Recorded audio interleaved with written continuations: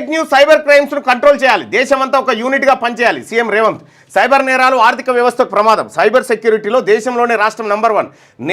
Cyber నేరాల దర్యాప్తు కోసం కొత్తగా 7 పోలీస్ స్టేషన్లు ఏర్పాటు చేసినాం. సైబర్ సెక్యూరిటీ సొల్యూషన్స్ కోసం ఎకోసిస్టమ్ వ్యవస్థ ఏర్పాటు చేస్తున్నట్టు ప్రకటన. షీల్డ్ 2025 సదస్సులో పాల్గొన్న సీఎం రేవంత్, మంత్రి శ్రీధర్ బాబు. ప్రస్తుతం సోషల్ మీడియాలో విస్తృతంగా వ్యాప్తి చెందుతున్న ఫేక్ న్యూస్, డీప్ ఫేక్ సమాజంలో అలజడి సృష్టిస్తున్నాయని, వీటికి అడ్డుకట్ట వేయాల్సిన అవసరం ఉందని సీఎం రేవంత్ రెడ్డి అన్నారు. జరగని నేరాలు జరిగినట్టు, జరగని దాడులు జరిగినట్టు సోషల్ మీడియాలో ప్రచారం చేస్తున్నారని, వీటిని కంట్రోల్ చేసేందుకు పకడ్బందీ చర్యలు అవసరమని పేర్కొన్నారు. సైబర్ నేరాలు ఆర్థిక వ్యవస్థకు అత్యంత ప్రమాదకరమని, వీటిని పూర్తి స్థాయిలో నియంత్రించాలని అన్నారు. లేదంటే దేశంలోని పౌరులకు ఆర్థిక వ్యవస్థకు ఎనలేని నష్టం వాటిల్లే ప్రమాదం ఉందని హెచ్చరించారు. ఒకప్పుడు ఇంట్లో దొంగలు జొరబడి దోచుకున్న సొమ్మును దొంగిలించేవారు, కానీ ఇప్పుడు ఎక్కడో ఉండి డబ్బులు కొట్టేస్తున్నారు. ఎక్కడి నుంచి ఎవరు చేశారో గుర్తించడం కూడా పెద్ద సవాల్గా మారింది. అడ్డు అదుపు లేకుండా చెలరేగుతూ రోజుకో తీరుగా మోసాలకు పాల్పడుతున్న సైబర్ నేరగాల నియంత్రణకు ఐటీ సంస్థలు నిపుణులతో కలిసి నిబద్ధతతో పనిచేస్తున్నామని చెప్పి ఇక్కడ ఫేక్ న్యూస్ మీరు చూడండి, చాలా ఇంటర్వ్యూలు ఆయన ఎవరో నా గురించి మాట్లాడిననుకో పొడిచి చంపేస్తాన్నట్టుగా ఇట్లా థంబ్నైల్స్, ఫేక్ న్యూస్, ఫేక్ ప్రచారాలు అనేకం చేస్తూ ఉంటారు. అయితే మళ్ళీ అది క్లిక్ చేసి లోపలికి పోతే అది ఉండదు, ఆ కింద కామెంట్ అది ఏదిరా నీ పెట్టింది ఏంది, ఇక్కడ ఉన్నది ఏందిరా అని వాడు తిడుతుంటాడు. అంటే విషయం ఏంటంటే ఈ ఫేక్ న్యూస్ అయితేనే ఎక్కువ ప్రచారం జరుగుతుంది, ఎక్కువ ఫాస్ట్గా పోతుంది, నెగిటివ్ న్యూస్ అనేటువంటి ఒక ఆలోచన. ఆ ఆలోచన వాళ్ళ ఛానల్స్ కొంపముస్తుంది ఏదో ఒక రోజు. ఎందుకంటే యూట్యూబ్ ఇప్పటికే ఒక నిర్ణయం తీసుకుంది, ఫేక్ థంబ్నైల్స్కి లోపల ఉన్న కంటెంట్కి సంబంధం లేకపోతే దాని మీద యాక్షన్ తీసుకోవాలని యూట్యూబ్ ఇండియా ఇప్పటికే చర్యలు ప్రారంభించింది. సో అట్లా సంస్థలే అటు ఫేస్బుక్ కానీ, ట్విట్టర్ కానీ, ఇంకోటి కానీ ఫేక్ న్యూస్ స్ప్రెడ్ కాకుండా ఎక్కడికక్కడ వాళ్ళు నియంత్రణ చేయాలి. వాళ్ళతో పాటు రాష్ట్ర ప్రభుత్వాలు, దేశంలో ఉన్నటువంటి సైబర్ సెక్యూరిటీ సంస్థలు కూడా నియంత్రణ చేస్తే అది సాధ్యమవుతుంది. తాగే నీళ్లతో కార్లు కడిగితే 5,000 రూపాయల ఫైన్. సమ్మర్లో డ్రింకింగ్ వాటర్ వేస్ట్ చేస్తే భారీగా పెనాల్టీ విధిస్తామని బెంగళూరు వాటర్ బోర్డు ప్రకటించింది. కార్లు కడిగేందుకు, గార్డెనింగ్కు, ఫౌంటైన్లు, ఇతరత్ర సరదా పనులకు తాగునీటిని వినియోగిస్తే 5,000 రూపాయల జరిమానా విధిస్తామని చెప్పింది. తాగే నీళ్లతో కార్లు కడిగితే 5,000 ఫైన్. వాటర్తో కార్లు కడుతున్నారు ఓ రకంగా ఆడ. ఇవాటి నుంచే ఛాంపియన్స్ ట్రోఫీ, ప్రతిష్టాత్మక ఐసీసీ ఛాంపియన్స్ ట్రోఫీకి రంగం సిద్ధమైంది. 8 జట్లు బరిలో నిలిచిన ఈ టోర్నీ బుధవారం మొదలు కానుంది. అయితే కరాచీలో జరిగే తొలి మ్యాచ్లో పాకిస్తాన్, న్యూజిలాండ్ జట్లు తలపడనున్నాయి. రైట్గా 1 కోటి రేషన్ కార్డులు పాతవి కొత్తవి కలిపి ఇవ్వాలని ప్రభుత్వం నిర్ణయం. బార్ కోడ్ లేదా క్యూఆర్ కోడ్తో పోస్ట్ కార్డు సైజులో ఉండే ఛాన్స్. మహిళల పేరు మీదే కార్డు ఉంచేందుకు ఏర్పాట్లు. ఓవైపు సీఎం, సివిల్ సప్లై మంత్రి ఫోటోలతో పాటు ప్రభుత్వ లోగో, కుటుంబ సభ్యుల పేర్లు, details, address, ration shop number, ఇతర వివరాలు కూడా ఉంటాయట. రాష్ట్రంలో 1 కోటి రేషన్ కార్డులను పంపిణీ చేసేందుకు ప్రభుత్వం సిద్ధమవుతున్నది. ఇప్పుడు వస్తున్న రేషన్ దరఖాస్తులకు కొత్త కార్డులను ఇవ్వడమే కాకుండా మార్పులు చేర్పులు అవుతున్న పాత కార్డుల స్థానంలో కొత్తవి ఇవ్వాలని సూత్రప్రాయంగా నిర్ణయించింది. దీంతో వచ్చే నెలలో కొత్తవి పాతవి కలిపి దాదాపు 1 కోటి రేషన్ కార్డులను పంపిణీ చేసేలా ప్లాన్ చేస్తున్నది. గత పాత రేషన్ కార్డుకు కొంచెం తక్కువలో పోస్ట్ కార్డు సైజులో కొత్త రేషన్ కార్డు డిజైన్ ఉండేలా చూస్తున్నది. ముందుగా ఎన్నికల కోడ్ లేని ఉమ్మడి మహబూబ్ నగర్, రంగారెడ్డి, హైదరాబాద్ జిల్లాలో పంపిణీకి ఏర్పాట్లు చేస్తున్నది. ఉమ్మడి ఏపీలో 2005లో రేషన్ కార్డుల డిజైన్ ఫైనల్ చేసి కుటుంబ వివరాలతో కూడిన ఫోటో ముందు వైపు card number, ration shop number, ఇంటి అడ్రస్, ఇతర డీటెయిల్స్ను వెనక వైపు పొందుపరిచారు. తెలంగాణ ప్రత్యేక రాష్ట్రం వచ్చిన తర్వాత కొన్ని కొత్త రేషన్ కార్డులు మంజూరు చేశారు. అయితే కేంద్ర ప్రభుత్వం ఫుడ్ సెక్యూరిటీని తీసుకొచ్చింది. అయితే ఇక్కడ కొత్తవి 1 కోటి రేషన్ కార్డులు ఇస్తారట. ఈ 1 కోటి రేషన్ కార్డులు కొత్తవి పాత కలిపి కొత్త కార్డులు ఇస్తారట. పాత రేషన్ కార్డుల ప్లేస్లో కొత్త ఇస్తారట. దాని మీద మీ ఇంటి మహిళ పెద్ద ఎవరైతే ఉంటారో ఆమె ఫోటో, ఆ తర్వాత కుటుంబ సభ్యుల వివరాలు ఉంటాయట. ఏ రేషన్ కార్డు వాళ్ళది, ఆ తర్వాత ఏ షాప్ అలాట్ చేసిన వాళ్ళకు ఏ అడ్రస్ అనేది క్లియర్గా ఉంటుందట. ముందుగా ఏది ఎలక్షన్ కోడ్ లేనటువంటి జిల్లాలో పంపిణీ చేస్తారట. ఇక పూల సాగుపై రియల్ దెబ్బ. హైదరాబాద్ శివారు మండలంలో ఒకప్పుడు 1000 ఎకరాల తోటలు, నాడు 5,000 ఎకరాలకు పైగా ద్రాక్ష తోటలు, ఇప్పుడు 200 ఎకరాలకు. 10 ఏళ్లలో వెంచర్లు, ఫ్లాట్లతో మాయమైన ఫ్లోరీ ఫ్రూట్స్ కల్చర్. ఒకప్పుడు మన పూలు, ద్రాక్ష విదేశాలకు ఎగుమతి, ప్రస్తుతం ఇతర రాష్ట్రాల నుంచి దిగుమతిపైనే ఆధారం. ఒకప్పుడు ద్రాక్ష పళ్ళు పండించేది హైదరాబాద్ ఉంటుండే, ఎటు పోయినాయి అవన్నీ మాయం. రాష్ట్రంలో పూలు, పండ్ల తోటల సాగుపై రియల్ ఎస్టేట్ దెబ్బపడింది. హైదరాబాద్ శివారు మండలాల్లో ఒకప్పుడు 1000 ఎకరాల్లో తోటలు ఉండగా 10 ఏళ్లలో అవి వెంచర్లు, ప్లాట్లుగా మారిపోయాయి. దీంతో నాడు విదేశాలకు పూలు, ద్రాక్ష లాంటి పండ్లను ఎగుమతి చేసిన రాష్ట్రం నేడు ఇతర రాష్ట్రాల నుంచి దిగుమతి చేసుకోవాల్సిన దిగుమతి చేసుకోవాల్సి వస్తున్నది. ఐటీ ఫార్మా హబ్గా పేరుగాంచిన హైదరాబాద్ నగర శివారు ప్రాంతాలు 10 ఏళ్ల కిందటి వరకు పూలు పండ్ల తోటలకు ఫేమస్. నగరం చుట్టుపక్కల సుమారు 20,000 ఎకరాల్లో బంతి, చామంతి, గులాబీ, నేల సంపంగి, గ్లాడియోలు, ఆ తర్వాత జబ్బేరా లాంటి పూలు సాగయ్యాయి. ఇక్కడ నేలల స్వభావం, ప్రత్యేక వాతావరణ పరిస్థితిలో పండిన పూల సైజుకు, క్వాలిటీకి దేశంలోని మరే ప్రాంతంలోని పూలు సాటి రాకపోయేటివి. ఇలా సుమారు 20,000 ఎకరాల్లో పూలు, 20,000 ఎకరాల్లో వివిధ పండ్ల తోటలు, ప్రధానంగా 5,000 ఎకరాల్లో ద్రాక్ష సాగయ్యేది. అవన్నీ కర్మగా అయిపోయినాయి. ఇవి చేయంగా ఏది రియల్ ఎస్టేట్లు చేయంగా. వాదనలు వినిపిస్తూ కుప్పగూలిన అడ్వకేట్, హైకోర్టులో గుండెపోటుతో మృతి. హైకోర్టులో మంగళవారం విషాద ఘటన చోటు చేసుకుంది. 21వ కోర్టు హాల్లో ఓ కేసు విచారణ సమయంలో న్యాయమూర్తి ముందు వాదనలు వినిపిస్తూ అడ్వకేట్ పసునూరు వేణుగోపాలరావు గుండెపోటుతో కుప్పకూలిపోయారు. వెంటనే అతన్ని అంబులెన్స్లో పక్కనే ఉన్న ఉస్మానియా ఆసుపత్రికి తరలించారు. అయితే డాక్టర్లు పరీక్షించి అతడు గుండెపోటుతో అప్పటికే మృతి చెందినట్టుగా నిర్ధారించారు. హైకోర్టులో వాదనలు వినిపిస్తున్న సమయంలోనే ఆయన హార్ట్ అటాక్తో కింద పడ్డాట, చనిపోయినట అడ్వకేటు వేణుగోపాలరావు. పాపం. శ్రీశైలం డ్యామ్ సేఫ్టీపై సర్కార్ ఫోకస్. ఇక అత్యంత ప్రమాదకరంగా తర్వాత ప్లంజ్ పూల్ గొయ్యి టెట్రా పాడ్స్తో పూడ్చాలని ఇరిగేషన్ శాఖ యోచన. ఎన్డీఎస్ఏ చైర్మన్కు లేఖ రాయాలని నిర్ణయం. ఇటీవల సిడబ్ల్యూసీ చైర్మన్తో భేటీ. టెట్రా పాడ్స్ ప్రస్తావన. ఎన్డీఎస్ఏకు లేఖ రాయాలని చైర్మన్ సూచన. 2009లోనే గొయ్యి పడినా ఇవాటికి పట్టించుకొని ఏపీ. శ్రీశైలం డ్యామ్ సేఫ్టీపై రాష్ట్ర సర్కార్ దృష్టి సారించింది. ఆ డ్యామ్ ప్లంజ్ పూల్లో పడిన భారీ గొయ్యిని పూడ్చేందుకు నడుం బిగించింది. 2009లో వచ్చిన భారీ వరదలకు 47 మీటర్ల లోతు, 400 మీటర్ల వెడల్పుతో ఏర్పడిన ఈ గొయ్యిని పూడ్చి డ్యామ్ను కాపాడేందుకు ఇప్పటి వరకు ఏపీ ఎలాంటి చొరవ చూపలేదు. అప్పటి నుంచి ఏటికేడాది గొయ్యి డ్యామ్ వైపున పెరుగుతున్నది. కొన్నాళ్ల క్రితం చేసిన స్టడీలో తేలింది. ఈ నేపథ్యంలోనే దాన్ని అలాగే వదిలేస్తే డ్యామ్ మనగడకే ముప్పు ముంచుకొస్తున్నదన్న ఆందోళనలు వ్యక్తమవుతున్నాయి. దీంతో ఈ విషయంలో మన అధికారులే చొరవ తీసుకోవాలని నిర్ణయానికి వచ్చిరట. శ్రీశైలం నీళ్ళు ఎత్తుకపోయేదే వాళ్ళు, ఇప్పుడు డ్యామును కాపాడే బాధ్యత తెలంగాణ. నీ బుర్రలో చెత్తనంతా బయట పెట్టినావు. యూట్యూబర్ అల్బాబాదియాపై సుప్రీంకోర్టు తీవ్ర ఆగ్రహం. పాపులారిటీ ఉంది కదా అని నోటికొచ్చిందల్లా మాట్లాడేందని ఫైర్. అరెస్ట్ చేయొద్దని పోలీసులకు ఆదేశం. ఐజీఎల్ యూట్యూబ్ కామెడీ షో సందర్భంగా పేరెంట్స్ సెక్స్పై వల్గర్ కామెంట్లు చేసిన యూట్యూబర్ రణ్వీర్ అలహాబాదియాపై సుప్రీంకోర్టు తీవ్ర ఆగ్రహం వ్యక్తం చేసింది. మీరు ఉపయోగించిన పదాలు అక్కా చెల్లెలు, తల్లిదండ్రులు, ఆడబిడ్డలతో పాటు యావత్ సమాజాన్ని సిగ్గుతో తలదించుకునేలా చేస్తున్నాయని మండిపడింది. షో ద్వారా మీ బుర్రలో ఉన్న అసహ్యం కలిగించే చెత్త మాటలన్నీ బయట పెట్టారని కోర్టు అసహనం వ్యక్తం చేసింది. అంత చెత్తగా మాట్లాడేందుకు మీకు ఏమైనా ప్రత్యేక లైసెన్స్ ఉందా అని ప్రశ్నించింది. పాపులారిటీ ఉందని నోటికొచ్చిందల్లా మాట్లాడుడేందని ఫైర్ అయింది. అలాంటి భాషను ఎవరైనా ఇష్టపడతారా? ఇలాంటి వ్యక్తులను కోర్టులు ఎందుకు రక్షణ కల్పించాలని ప్రశ్నించింది. వాక్ స్వాతంత్రం, భావ ప్రకటనల స్వేచ్ఛ పేరుతో సమాజ విలువలకు నిబంధనలకు వ్యతిరేకంగా మాట్లాడే లైసెన్స్ ఎవరికీ లేదని సుప్రీంకోర్టు స్పష్టం చేసింది. పర్మిషన్ లేకుండా దేశం విడిచిపోదు. కమెడియన్ సమయ్ రైనా ఆధ్వర్యంలోని Indian God challenge IGL show సందర్భంగా తల్లిదండ్రులను ఉద్దేశించి అలహాబాదీ అనుచిత కామెంట్లు చేసినట్ట అతన్ని సుప్రీంకోర్టు పొట్టు తిట్టింది. ఇట్లా ఈ షోలని పెట్టి ఆ షోలో విపరీతమైనటువంటి చాలా ఘోరం. కొండా సురేఖనైతే ఓడు అడగోలుగా తెచ్చిండు. ఇష్టం వచ్చినట్టుగా మాట్లాడుతున్నారు. సార్ నన్ను వదిలేస్తే మీకు 1000 రూపాయలకే ఐఏఎస్ సర్టిఫికేట్ ఇస్తా, 1,00,000 రూపాయలకే డిగ్రీ పీజీ ఇంజనీరింగ్ సర్టిఫికేట్ ఇస్తున్నట్టు ఒకడు పోలీసు వాళ్ళు అరెస్ట్ చేసిరు. నన్ను ఇడిచిపెడితే నీకు ఐఏఎస్ సర్టిఫికేట్ ఇస్తా సార్ 1000 రూపాయలకే అంటా ఉన్నాడు. ఇది తీన్మార్. ఇక ఆంధ్రజ్యోతిలో ఉన్నటువంటి వార్తలను ఒకసారి చూద్దాం.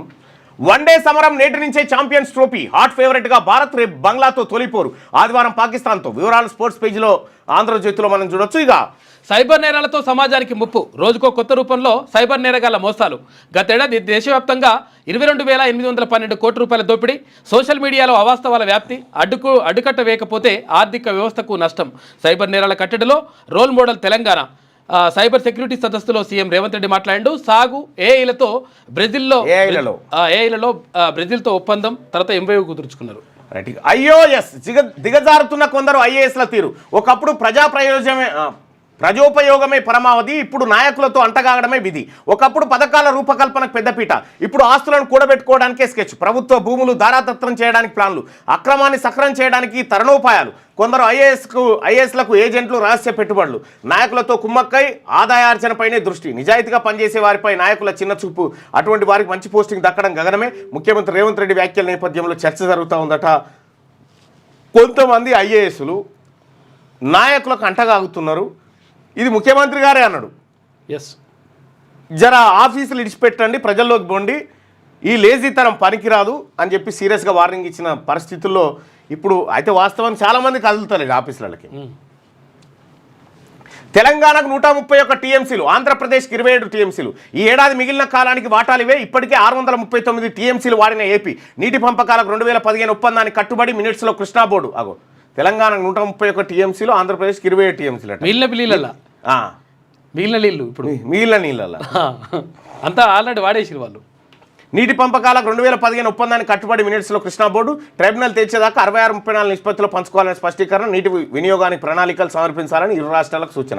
ఇక్కడ ఇదివరదాకా నీళ్ల దోపిడీ చేసిన ఏపీ గురించి ఇంత పెద్ద అక్షరాలు లేవు. తెలంగాణ 131 అని ఇంత పెద్దగా విషయం అని రాస్తుంది. అసలు యాక్చువల్ విషయం ఏంటంటే ఈ విషయం రాయాలి.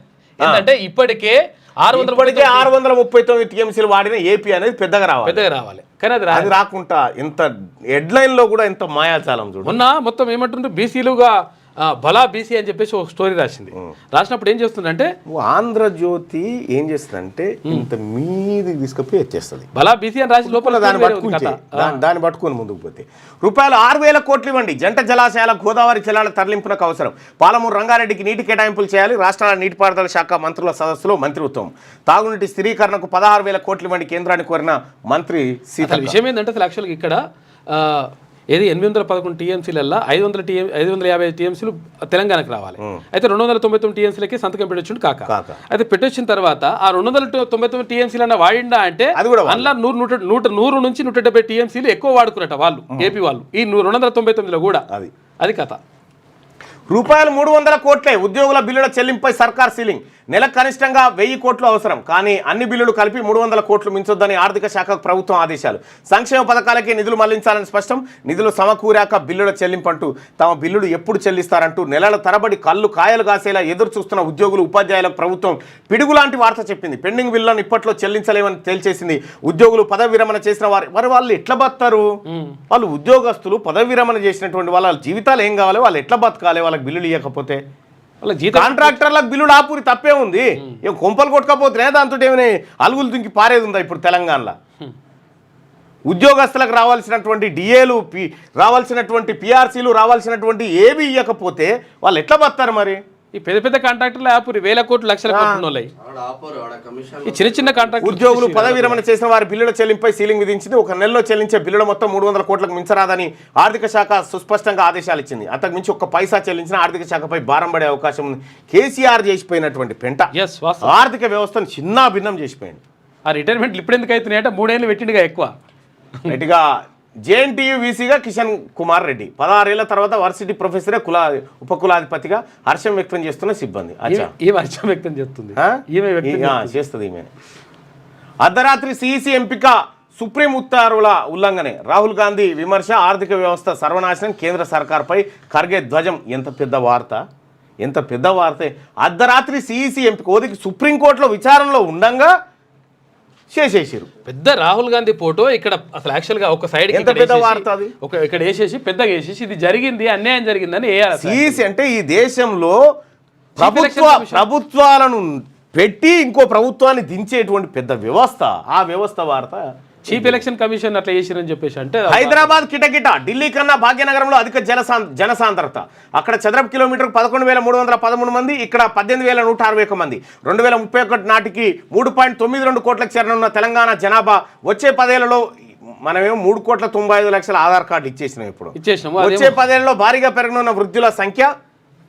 ఏడాది నుంచి 5 ఏళ్లలో పిల్లల సంఖ్య 2021తో పోలిస్తే 2036 నాటికి 25% మేర తగ్గుముఖం. 34 ఏళ్లలో వారి సంఖ్య గణనీయంగా తగ్గుదల. 60 ఏళ్లకు పైబడే వారిలో 60% మేర వృద్ధి. 80 ఏళ్లు దాటిన వారి సంఖ్యలో 82% పెరుగుదల. తెలంగాణ గణాంకాల సంగ్రహం 2024లో వెళ్ళడట. కిటకిట కటకట అనుకుంటూ రాసుకొచ్చింది. కిటకిట కటకట అనుకుంటే మొత్తానికి లేర్రా నాయన. ఈ వార్త వెనకాల అసలు కథ ఏంటంటే వేరే బీసీల లెక్క గంతే అని చెప్పాలనేటువంటి ఇవన్నీ చేసుకోవచ్చు. ఇది ఎప్పటికైతుందట 3 కోట్ల 2031 అంటారు 3 కోట్లతో. ఇప్పటికే 4 కోట్లు దాటింది అప్పుడే. ఇగో ఒకటి ఈ తగ్గిరు ఒకటేదో నాకు ఎవరో పంపిరు. 2019 నుంచి జనాభా తగ్గుముఖం పట్టింది, పెరుగుతూనే లేదని చెప్పి ఓటు పెట్టిరు.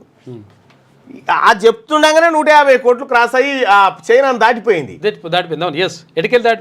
అది చెప్తుండగానే దాటిపోయింది. ఎప్పుడు ప్రపంచంలో మొదటి స్థానానికి వస్తుంది. స్నానానికి పనికిరావు కలుషితమైన త్రివేణి సంగమ జలాలు, కుంభమేళా ప్రాంతంలో పడిపోయిన నీటి నాణ్యత, స్థాయిని మించిన ఫికల్ కొలిఫామ్ బ్యాక్టీరియా ఆందోళన వ్యక్తం చేస్తున్న ఎన్జిటి నీటి నాణ్యత పెంపునకు యూపీ సర్కార్ చర్యలు చేపట్టిందట. 55 కోట్ల మంది స్నానాలు చేస్తూ ఉంటాయి ఫ్లీలు అవి.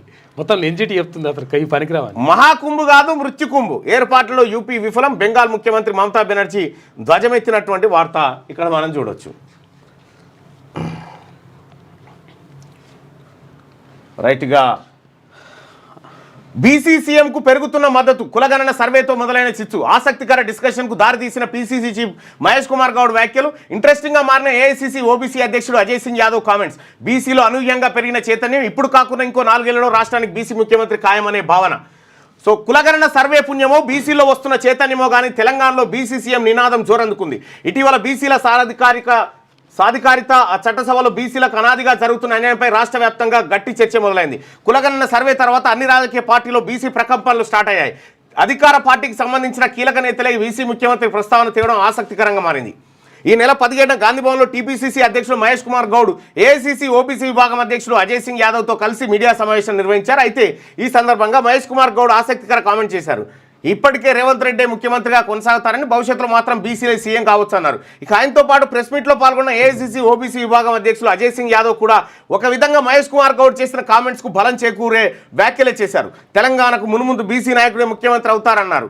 ఒక విధంగా కాంగ్రెస్ పార్టీకి సంబంధించిన ఇద్దరు కీలక నేతలు చేసిన వ్యాఖ్యలు ఆ పార్టీలో అంతర్గతంగా పెద్ద దుమారానికి దారితీశాయంటూ బీసీ సీఎం ఎలా అవునన్నా కాదన్నా 100% బీసీల్లో చైతన్యం వచ్చింది. 10% వచ్చింది అంతే. బీసీల్లో చర్చ మొదలైంది. బీసీల్లో మా వాటా ఏదనేటువంటి ఆలోచన మొదలైంది. ప్రజలారా, నిజంగా నేను గర్వపడతా ఉన్నా బీసీలో వచ్చినటువంటి చైతన్యానికి. చాలా గొప్ప విషయం. ఇక అనుపమ ఆగేదే లేదట. ఏం చేయాలని అనుకుంటున్నారు? అశ్లీల కంటెంట్ నియంత్రణకు మీ చర్యలేంటి? కేంద్ర ప్రభుత్వాన్ని ప్రశ్నించిన సుప్రీంకోర్టు మీరు ఏమైనా చేయాలనుకుంటే సంతోషిస్తాం, లేకపోతే మేము ఆ వ్యాక్యూమ్ని వదిలిపెట్టాం. పాడ్కాస్టర్ రణ్వీర్ అలాబాదియాపై కోర్టు ఆగ్రహం వ్యక్తం చేసిందట. ఇక రుణమాఫీ 25% కాలే. కేసీఆర్ పాలనలో రైతు రాజుగా బతికిండు. ఈ 75% అయితే అయింది కదా నువ్వు ఒప్పుకున్న కాడికి. స్థానిక ఎన్నికలు వస్తాయనే కాంగ్రెస్ నేతలు డ్రామాలు ఆడుతున్నారు. ఆమన్గల్ రైతు మహాధర్నాలో కేటీ రామారావు. షెడ్డుకు ఈ కార్ రేస్ కేసు నత్తనడకన సాగుతున్న విచారణ. డిసెంబర్ 19న ఎఫ్ఐఆర్ నమోదు. ఇవాళకి 2 నెలలైనా పురోగతి శూన్యం. కేవలం విచారణకే పరిమితం. కేటీఆర్ అరెస్టు ప్రచారం అంతా ఉత్తదేనా? ఇక బీఆర్ఎస్కు మైలేజ్ పెరుగుతుందని ఈ ఫార్ములా రేస్ ఏమైందని అడుగుతా ఉన్నారు. మరి ఎన్నికల ఇంకోట ఏం కథనా, దాని వెనకాల ఏం జరుగుతుందో తెలియదు. ఫోన్ ట్యాపింగ్ కేసు కూడా అట్లే అయిపోయింది. కాళేశ్వరం విచారణది అట్లే పోయింది. కరెంటుది అట్లే పోయింది. ఏందో మరిగా. త్వరలో క్యాన్సర్ టీకా పరిశోధనలు పూర్తిగా వచ్చినాయి. అయితే ట్రయల్ కొనసాగుతున్నాయి. 5-6 నెలల్లో అందుబాటులోకి. మహిళల్లో క్యాన్సర్ నివారణ కోసం టీకా. 9 నుంచి 16 ఏళ్ళ బాలికలు అర్హులు. ఇక కేంద్ర సహాయ మంత్రి ప్రతాప్ రావు జాదవ్ అంటున్నారు. ఇక అర్ధరాత్రి నిర్ణయం ఏంటి? సిఈసి ఎంపికపై సుప్రీంలో విచారణ జరుగుతోంది. అభ్యంతరాల నివేదికను మోడీకి అందించాం. అప్పుడే కొత్త సిఈసి నియామకం సరికాదు. కాంగ్రెస్ అగ్రనేత రాహుల్ గాంధీ సిఈసి ఎంపికపై అభ్యంతరాలకు సంబంధించి సుప్రీంకోర్టులో దాఖలైన పిటిషన్పై విచారణ జరుగుతుండగానే ప్రధానమంత్రి నరేంద్ర మోడీ, హోంమంత్రి అమిత్ షా అర్ధరాత్రి వేళ కొత్త సిఈసిపై నిర్ణయం తీసుకోవడం ఏంటని రాహుల్ గాంధీ ప్రశ్నించారు. ఎంపిక కమిటీలో సభ్యుడైన విపక్ష నేత తీవ్ర ఆగ్రహం వ్యక్తం చేశారు. ఈ మేరకు మంగళవారం ఎక్స్లో పోస్ట్ పెట్టారు. కార్యనిర్వాహక వర్గం జోక్యం లేని స్వతంత్ర ఎలక్షన్ కమిషన్లో ఎన్నికల సంఘం కమిషనర్, ప్రధాన ఎన్నికల కమిషన్ ఎంపిక చేసే ప్రక్రియ కీలకమన్నారు. ఎంపిక కమిటీ నుంచి సీజేఐను తొలగించడం ద్వారా మోడీ ప్రభుత్వం సుప్రీంకోర్టు ఆదేశాలను ఉల్లంఘించిందని ఆరోపించారు. ఇది ఎన్నికల ప్రక్రియ సమగ్రతపై లక్షలాది మంది ఓటర్ల ఆందోళనకు కారణమవుతుందన్నారు. కమిటీ కూర్పు ప్రక్రియను సుప్రీంకోర్టులో సవాల్ చేస్తూ వేసిన పిటిషన్పై మరో 48 గంటల్లో విచారణ జరగాల్సి ఉండగా రాత్రికి రాత్రి ప్రధాని, హోంమంత్రి నిర్ణయం తీసుకోవడం సరికాదని అన్నారు. సో మొత్తానికి ఎన్నికల సంఘానికి ఎవరు చైర్మన్ ఉండాలో వాళ్ళని అర్ధరాత్రి పూట డిసైడ్ చేశారు నరేంద్ర మోడీ, అమిత్ షా ఇద్దరు కలిసి. ఇది అన్యాయం అనేది రాహుల్ గాంధీ మాట. ఇక సమస్యలు పరిష్కరిస్తాం, సీఎం హెల్త్ మినిస్టర్తో చర్చిస్తా, ఆర్ఎంపీ పీఎంపీలకు పీసీ చీఫ్ మహేష్ కుమార్ గౌడ్ హామీ. సైబర్ సేఫ్టీలో నెంబర్ 1 తెలంగాణను మార్చేందుకు కలిసి పనిచేద్దాం. అయితే సైబర్ మోసాలతో ఆర్థిక వ్యవస్థకు ముప్పు, సోషల్ మీడియాతోనూ ముప్పు, తప్పుడు పోస్టులు గందరగోళం. అయితే సొల్యూషన్స్ కోసం వనరులను సమకూర్చుతున్నాం. తెలంగాణ సెక్యూర్ బిజినెస్ హబ్గా మార్చాలి. అయితే షీల్డ్ 2025 ప్రారంభోత్సవంలో సీఎం రేవంత్ రెడ్డి మాట్లాడాడు. రైట్గా ఎమ్మెల్సీగా ఛాన్స్ ఇవ్వండి, పీఆర్సీ డిఏల కోసం కొట్లాడతా, జీపీఎఫ్ మంజూరుకు కృషి చేస్తా, రిటైర్మెంట్ బెనిఫిట్స్ అందేలా చూస్తా. తనను కలిసిన టీచర్లతో మల్కా కొమరయ్యకు జాజుల శ్రీనివాస్ గౌడ్ మద్దతు ప్రకటించిన టీఎస్సీ, ఎస్టీయు, ఎస్సు, టీటీయు. మొత్తము పీఆర్టీలో ఉన్న జిల్లా అధ్యక్షులు కూడా రాజీనామా చేసి మల్కా కొమరయ్యకు మద్దతు ఇస్తా ఉన్నారు. ఓ రకంగా పీఆర్టీ రెండుగా చీలిపోయింది ఆడ. ఎస్, సో పార్టీలకు అతీతంగా మల్కా కొమరయ్యకు ఆడ మద్దతు ఇస్తా ఉన్నారు. ఈ స్థానంలో మల్కా కొమరయ్య గెలుపు సునాయాసమే కావచ్చు. మేబీ కరీంనగర్, నిజామాబాద్, ఆదిలాబాద్, మెదక్ సంబంధించినటువంటి టీచర్ల ఎమ్మెల్సీ. ఇక బాబోయ్ ఎండలు ఫిబ్రవరిలోనే సూర్యప్రతాపం 10 గంటల నుంచే మండుతున్న ఎండలు, 30 డిగ్రీలకు పైగా ఉష్ణోగ్రతలు నమోదు, ఏప్రిల్ మే నెలలో ఇంకా పెరిగే అవకాశం ఉందంటూ ఒక వార్తను చూస్తున్నాం. ఇవి శనార్థి తెలంగాణలో ఉన్నటువంటి వార్తలు. అయితే ఇక మిగతా వార్తల్ని మన మిత్రులు అందజేస్తాం. సూర్య ఏకైక